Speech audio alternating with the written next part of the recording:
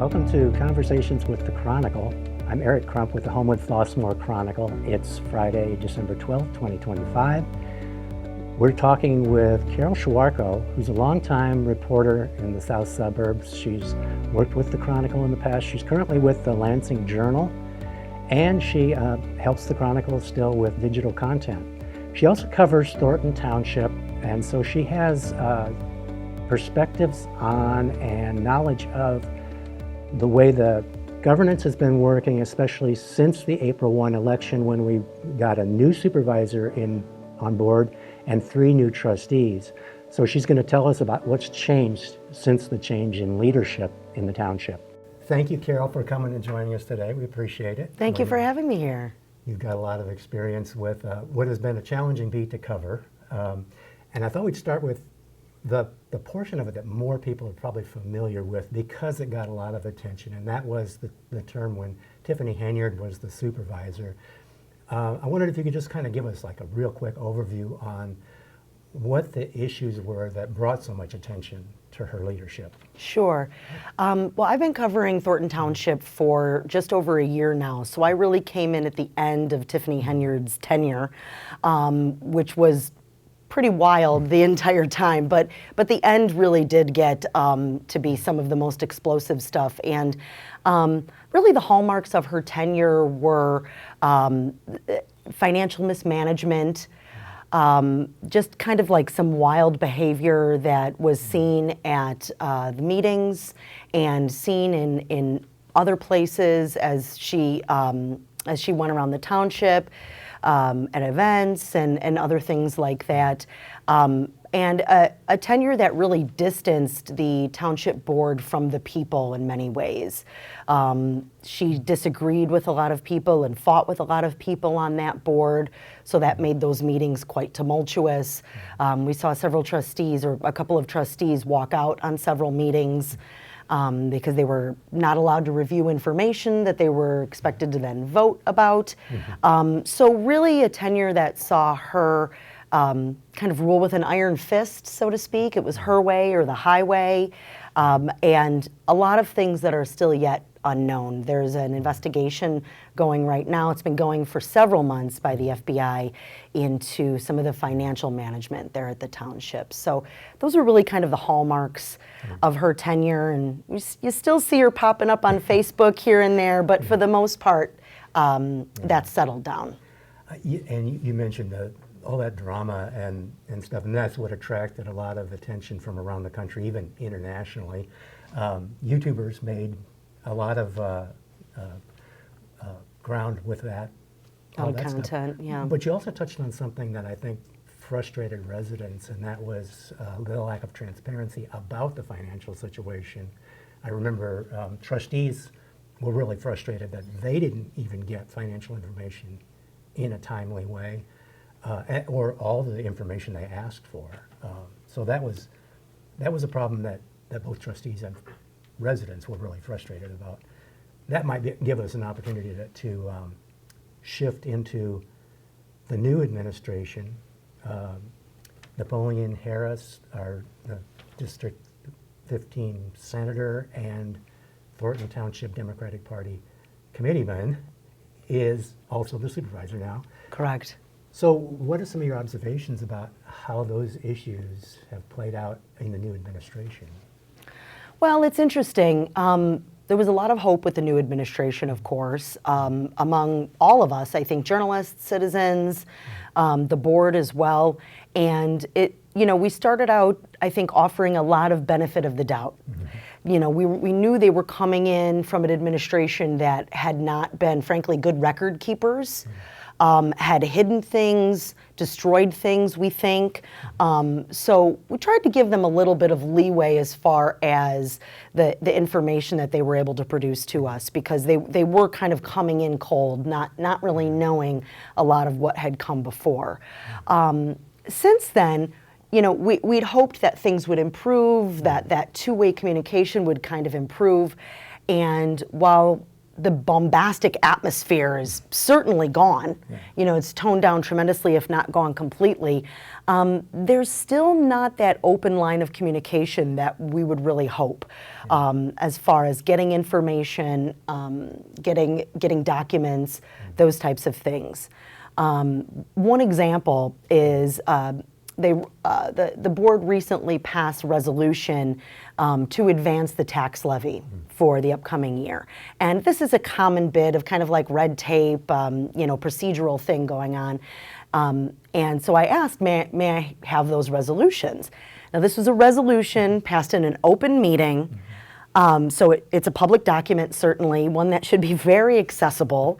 You know, theoretically, the trustees would be looking at the resolution as they're voting on it, so they know what they're voting on.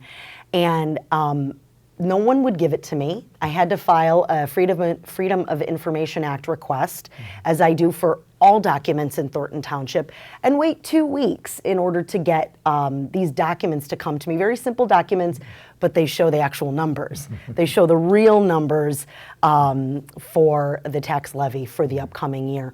So that's just an example of information that should be very accessible to residents, if not a journalist requesting it, that was difficult to get. Well, and for context, for people, that's the kind of document that most local government bodies routinely push out to the community. They include it in board packets, they publish it on websites, they want to make sure that people have that information. So that was really unusual, that you had to go to those lengths to get such a routine documentation from the township. Yeah, that's a good note. Sometimes it might take a phone call or two, but an email here and there. That's my job. It's, communication that way. But it's, to have it be that difficult to get such a publicly available document, I think is representative of the way that this administration is operating and the way that they're really holding their cards close to the vest. Yeah, that might be a good thing to describe, because I know the previous meetings were chaotic under Tiffany Henyard's administration, and you don't have quite as much of that kind of action going on. But meetings are still different than what we might expect from a local government body. What are they like? I mean, what have you observed that seems like it's a little bit out of what we would expect and deserve as residents of the township? In a word, the meetings are short. Yeah. They're quite short in that there is very little to no discussion about any of the items that are on the meeting agenda. Typically what we would see at any kind of a municipal meeting, some more than others, are the board members discussing the items on the agenda. Sometimes they're discussing it by way of argument to say, I think this, you think that, how can we meet in the middle, that kind of debate. And a lot of times they're discussing them simply for the benefit of the public. A member of the board or the head of the board will turn to the public and say, just so you know, this is what has happened, this is what we're discussing, this is the decision that we're trying to make. They're operating in the spirit of that meeting. That's the reason that it's an open meeting, for people to be there and understand what's going on. Certainly the average person might have a difficult time understanding everything happening in the cogs of municipal government decision making, but there's no way for them to get that insight other than through the board. The board really is that entity that is meant to be not only the decision-making body, but also the body that is a liaison between the government that it's representing and the people that are being represented by that government. And here we're just not seeing that. There's very little discussion on items. They all vote the same way. They all vote the same way as the supervisor. The item gets passed, very little info, meeting adjourned. Checking them off and getting out. Correct. So as a journalist, for example, then I'm left to figure out, how can I find this information? What's the most important information for people to know? Because a lot of times government trustees, members of boards, they're partners in that with journalists. They say, really, this is an important piece that the public needs to know, or this is something we want the public to know. We don't even get that. We can serve the people by helping be that bridge, right? Yeah. Correct. That's exactly what we hope to be, and interpret things for the people from the government. And so it's really been a challenge. Personally, it's been a challenge as a reporter on this beat, because sometimes I sit down at the computer and I just stare at that screen, and I got to start somewhere. And so we're doing our best. We're doing our absolute best to dig up information, FOIA information, make phone calls, send emails, get as much info as we can. There's another aspect of the meetings. I've only covered one since the election, but it struck me as seemingly small in terms of its consequence, but it still struck me as important, and that is the way the room is arranged. And I know that in the past, people really got heated during Tiffany Henyard's tenure, to the point where at one point there was the infamous brawl that she actually got involved in. So I get why security and safety is a concern, but can you describe how they arranged the room and what you think that implies? Sure. I wrote a story about this too and got some comments from residents. So the room at the Thornton Township Administration Building in South Holland is in the basement. It's the lower level. And it's a long room. So it's long and narrow. And it used to be set up what we call like the short way. So the board sat here and the people kind of sat here and the room stretched this way. After that brawl, which happened in January of this year, the room configuration was changed for safety reasons, and it did seem to make sense at that time. That brawl was scary, and it was kind of compact in an area, and there was very little room. So they changed the configuration to the long way. So if this is the room, the board is here, and the gallery of the people, residents, people observing, are kind of over here, and there's a great deal of distance football field in between. So much so that we've had residents complain about being able to hear things properly. And I've talked to the township about it, and they said they're working on the sound system, but actually was looking up a little bit about audiology and learning a bit about that and how important it is to see someone's face while they're talking, not only to see their mouth moving, but to see what expressions are they making. And those types of little nuances are important at a meeting. If you say something and I don't agree with it, I might go. And if I'm far away, the people aren't going to be able to see that. Those little things are important. And it's just, physical distance matters. There's a feeling that the board is kind of keeping the residents at bay by keeping them far out. And they've also since hired a security guard or engaged a security guard to stand in between the board and the residents. And these meetings are fairly sparsely attended these days too. So the explanation of trying, doing it for safety or maintaining that layout for safety, it kind of gets called into question because no one feels like there are any current safety threats, either to the residents or to the board. Well, that was kind of the impression I got from that too. It's a hand distancing in more than just physical, but kind of keeping everybody at bay. Yeah. Well, distance makes a difference when we talk about body language. If I'm leaned in at you like this, that's a big difference than if I'm. Exactly. It says something. It's got a meaning. Yeah. It does have a meaning. It does have a meaning, and especially now it's been brought up. People have talked about problems with it. And nothing has changed. So that's something else that we've seen with this board is they have tried to respond in their own ways, working on the sound system, things like that. So they do show that they try to respond, but whether anything is really different, I think that is not certain.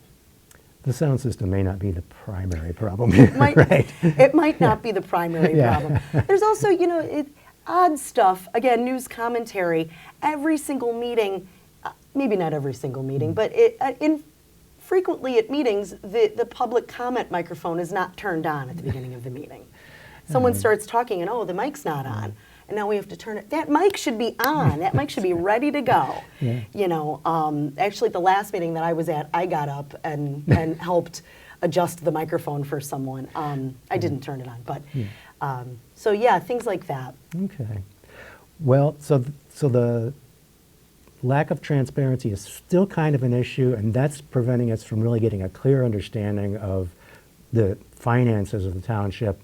We know they started from a difficult position, but we'd like to know probably, or our residents would like to know too, how are we recovering from those problems, right? So Correct. Yeah. And the new board has indicated that they are trying to recover from those problems somewhat. They did say that they are doing a department by department breakdown of employees to look at salaries, to look at how many employees are necessary in each department, because there was a little bit of like it fattening during the Henyard years. And then other departments were really neglected. You know, we found out that certain departments hadn't been allowed to order supplies in a year because their requests had gotten declined. So there were departments that were being fattened up and kind of departments that were being starved. So there is some balancing that's going on. And that's understandable that they have to examine things before they make changes. They have to understand what needs to be changed. Yeah. Correct. I just wish they would talk about it a little more. Yeah, that would be great. You know, and we've approached them about that. Tell us about these changes. Tell us about the things that you're improving. Yeah. And the reception is lukewarm at best. Yeah. Well, I want to conclude here this morning by asking you about another aspect that refers to the supervisor, Napoleon Harris. He is currently the committeeman of Thornton Township, which means he's kind of runs the Democratic Party committee, right, as I understand. He's being challenged by Stephanie Wiedemann, who has some history with Thornton Township. She's been an employee in the past. She's briefly served on the board. So that contest is in the works. I wonder if you could tell us where that's at as far as who's going to be on the ballot, and maybe even a little bit about why voters should care about who wins that position. Yeah, it's kind of it's a position that kind of flies under the radar for people who aren't politicos or, you know, kind of in the scene or knowledgeable. But every one of our townships has a committee person for the Democratic Party and the Republican Party. So it's not unique to Thornton Township, but it's every township in Illinois that I know of. And that person's role is to kind of be the decision maker for that political party within that township. So Napoleon Harris, as the committeeman, he is really the linchpin in deciding who is going to get the endorsements from the Democratic Party in Thornton Township. He was able to craft a ticket for himself through Democrats of Thornton Township, which is referred to as DOT, by the way. And he also was, to show you kind of the power that the committeeman position holds, for example, he was able to decline having a primary for the previous election in earlier this year, and instead held a caucus. And he was the one who was nominated and got the nomination for supervisor at the caucus. So you can kind of see how that decision played out. So it's a position of quite a bit of power, especially when you're talking about Democrats in Cook County, who are very much the dominant party. So he is being challenged by Stephanie Wiedemann. She made it onto the ballot after some objections to her candidacy. She went through those and was approved. So she is officially on the ballot now. And Napoleon Harris is still facing the last part of his objection. I'll be covering that next week in Chicago. The last-ish part. I learned yesterday that there's an additional appeals process that can happen. So I'm not sure how long that will take. They've got till about mid-January to print those ballots. So there's still, it doesn't seem like a lot of time, but there's still a bit of time to figure out whether he'll appear on the ballot. If I was a betting lady, I'd say he's going to be on the ballot. I'd say it's going to be him and Stephanie on that ballot for people to vote for. So it's really important if you are a Democrat voting in that primary, because only Democrats will have opportunity to vote on those two folks. Republicans would vote on their own committee person. It's important to look into those choices and decide, you know, who do you think is the best person to have in that role, kind of managing the Democratic Party within the township. And where are people going to go to find out more about that race? They can go to the lansingjournal.org. That's where I always go. I'm so glad you asked. The lansingjournal.org, we're ramping up all of our election coverage right now, so we're going to have not just stories, but some sort of organized formats on our website where people can go learn about different candidates, flip back and forth and understand that. And then also our YouTube channel is a great place as well to view Thornton Township meetings, learn more about the committeeman position. We've got an interview that we conducted that our director, Melanie Youngsma, conducted with Stephanie Wiedemann when she announced her committeeman role, and we actually expect to have more interviews with her. We'd love to have an interview with Napoleon Harris. He has only to date talked to me one time when I approached him after a meeting, but otherwise have not had an interview with him, but very interested to talk with him and see what he thinks is, you know, his vision for the future of the party. So thank you again, Carole, for joining us and bringing us up to date on what's happening in Thornton Township governance. We appreciate your knowledge and perspective. Yeah, it was great to be here, Eric. Thank you for what you all do at the Chronicle as well.